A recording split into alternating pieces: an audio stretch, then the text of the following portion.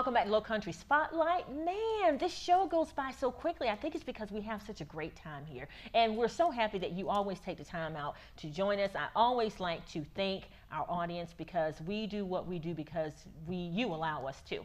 Our next guest, I haven't spoken to her in a while, but I'm so glad that she's gotten back down here to come on Low Country Spotlight. It is none other than my good friend Debbie Martinez, who is our resident divorce and relationship expert. So Debbie, welcome back to Low Country Spotlight. I'm so happy to be back here with you. I am so glad that you are here. Now, since we last spoke, I think you've kind of taken on a new initiative, my word. I don't know what exactly your word is, but it's called Stand Strong. Right. And I want you to tell our audience a little bit about this new goal and this new aim of yours. Well, what I found with my clients is that they would come in at the weakest time in their lives. Oh, yeah. And they just didn't have this strength or this confidence. And so I started giving them little bracelets that said Stand Strong with a blue butterfly for transformation. Okay. And then it kind of morphed into, I got it trademarked, and then I came up with t-shirts and beach cover-ups and hats. Oh, wow. And I would say to them, the thing is, you can't stand strong for anyone else unless you are standing strong for yourself. Yeah. Not as a wife, not as a mother, because we as women, we lose our identity in all of that. But you're standing strong as a woman. You're standing strong for who you are. Yeah. And once you're centered and you have that strength, then you're able to stand strong as a friend and a wife and a mother. And you know what? I think that that is the hardest thing for women to get, because sometimes we are so consumed with being all things to other people. I mean, we wear ourselves down and we think we're doing a good thing and a good work, but as it turns out, we're not being effective because we're not taking care of ourselves. Right. And that little jar is depleting and depleting because everyone's taking out of it. Yeah. But we're not putting back in. Yeah. And then we wonder why we get frustrated and we're fatigued and we can't concentrate. And it's really because we're not taking care of ourselves. What tips do you give your clients about how to take care of yourself? What do you tell them? I tell them, you know, lots of times they think, oh, I'm being selfish. And there is a big difference between being selfish and being selfless. Wow. Hey, tell us that difference. That's, Okay. Yeah. So selfish would be if you said to me, you know, Debbie, can you please do this for me? Yeah. And I'm like, I have all the time in the world, but you know what? I don't want to do that for you. Okay. Being selfless is if I said to you, Margie, you know what? I really have to take care of some of my own stuff right now. I'm not doing it to be mean to you. Yeah. You're still my friend. Yeah. But I have to take care of myself first. Yeah.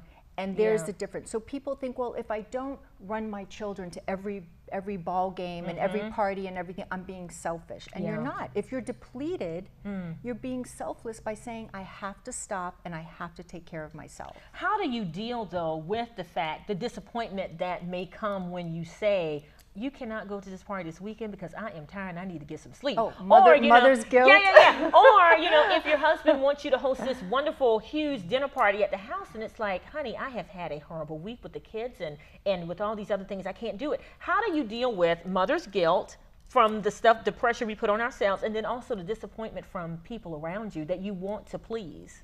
The thing is, being a people pleaser, you're always setting yourself up for disappointment and for disappointing others because you're a people pleaser. That's all you want to do is please other people, but you're not pleasing yourself. Yeah. So when I would come across this with, you know, friends or with my children, I would say, listen, I have X, Y, and Z to do. Yeah. You want to go to the party? I'm really tired. How can you help me do X, Y, and Z so that I'm not so tired and I can get you to that party? Yeah. So we're striking a balance. Oh, wow. Your husband wants to throw a dinner party. Great, honey. I will be more than happy to hostess that, but does it have to be this particular weekend? Okay. Can it be another weekend when I don't have so much going on with work or the kids? So you're giving them an option and you're negotiating, but you're also looking out and taking care of yourself. And what you said, I'm so amazed by that, but it's just that simple. And the word that you use is negotiating. I am negotiating. Do you find that a lot of women do that, or they just say yes or no instead of negotiating or trying to find a way to change the paradigm a bit? Yeah, negotiation isn't their first line of defense. Yeah. Because they do have mother's guilt. And we've kind of gotten ourselves into this little mold where we're yes, I'll do it, yes, or we feel guilty. We need to stop and think outside of the box. There's multiple solutions to every obstacle, to every problem. So think outside of the box, get your partner, get your husband, get your children into that process of negotiating.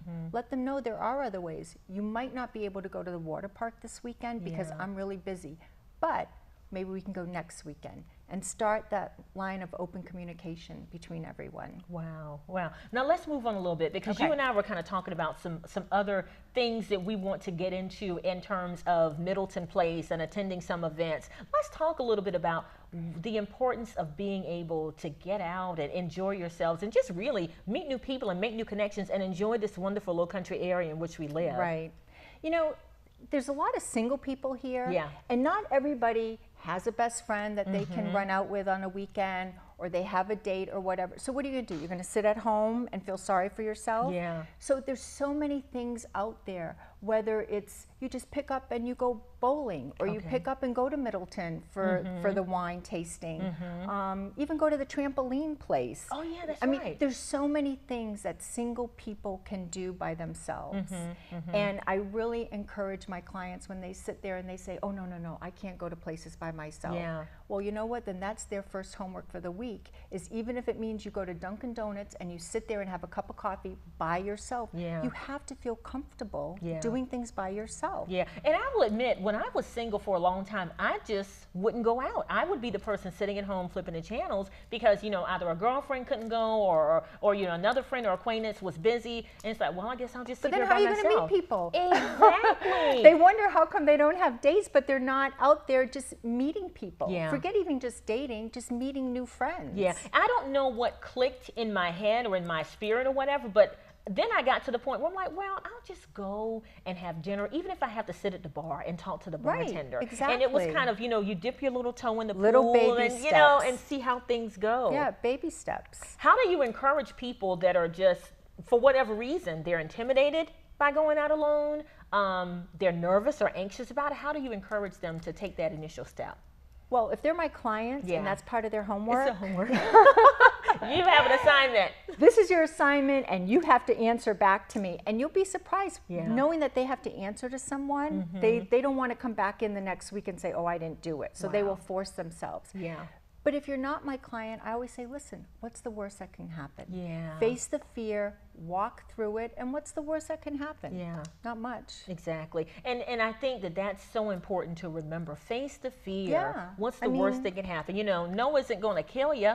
You know what's the worst? You sit at a bar and you're a little uncomfortable. Yeah. But next time you won't be that uncomfortable. Yeah. You know, it's little tiny steps. Yeah. But you have to push your way through it. Exactly, exactly. I'm so glad that you came in today. And I want to make an announcement because I am going to be on vacation next week. So Debbie is going to be hosting Low Country Spotlight. So you see her tonight or as our divorce and relationship expert, and you're going to see her next week as a host. And I'm sure she's going to have a wonderful show planned for you all. And we are so looking forward to it. Thank you so much. Thank you, Margie. And have a great vacation. Yes, I'm excited. I'm going to Orlando, but I'm going to stay away from lagoons and alligators and all of that kind of stuff. So anyway, so listen, thank you so much for being here for Low Country Spotlight. Have a great rest of your weekend.